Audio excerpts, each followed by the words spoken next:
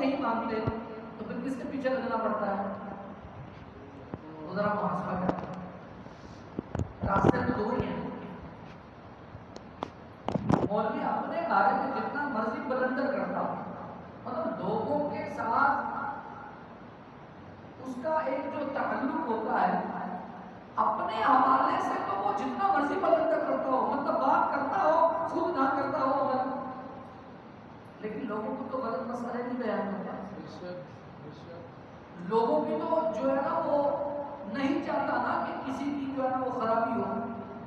اپنا عمل نہ کرنا یہ اس کا اپنا فعل ہے، یہ تو اس کو قیامت کے دن جواب دینا ہے کہ تو لوگوں کو تو کہتا تھا لیکن خود کو فراموش کرتا تھا۔ یہ اس کا اور رب کا معاملہ ہے۔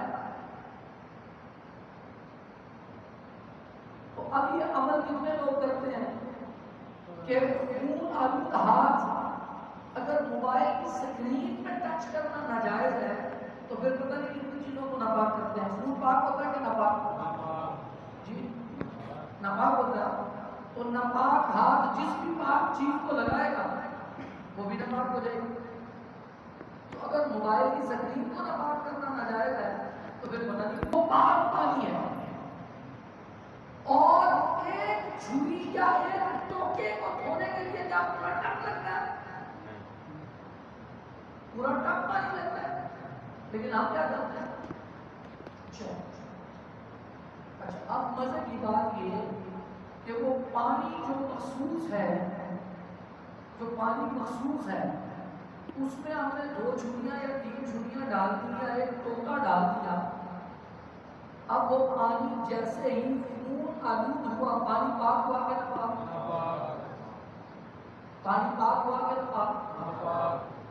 تو ناپاک چیز میں جب آپ کی ایک چیز ڈپ ہو گئی تو وہ پاک ہوئی کہ ناپاک؟ خون اتر گیا لیکن آپ کی وہ چھری ناپاک۔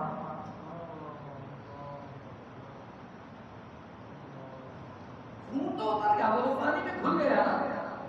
جب آپ نے چھری نکالی یا ٹوکا نکالا پانی تو اتر گیا لیکن کیا وہ پاک ہو گئی؟ وہی جناب سے سارا کام ہو رہا۔ یہ کیا ہوا؟ دین سے دوری۔ اس قدر بھی ایک مسلمان کو شعور نہیں، تو اس کی مین وجہ یہی ہے کہ ہم نے ڈگریاں پڑھنا ضروری سمجھا، انجینئر بننا ضروری سمجھا، ڈاکٹریٹ کرنا ضروری سمجھا، لیکن مسائل دینیا کو سمجھنا ضروری نہیں سمجھا۔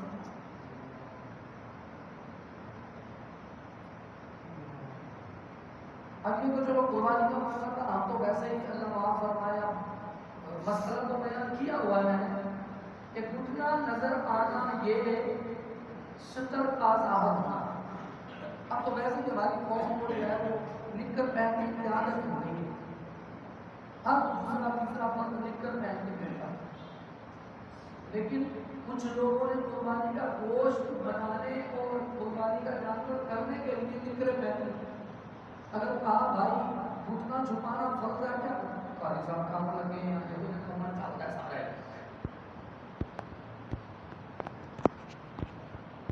تو اللہ نے حضرت ابراہیم علیہ السلام کو ایسے ہی مرتبہ نہیں دیا،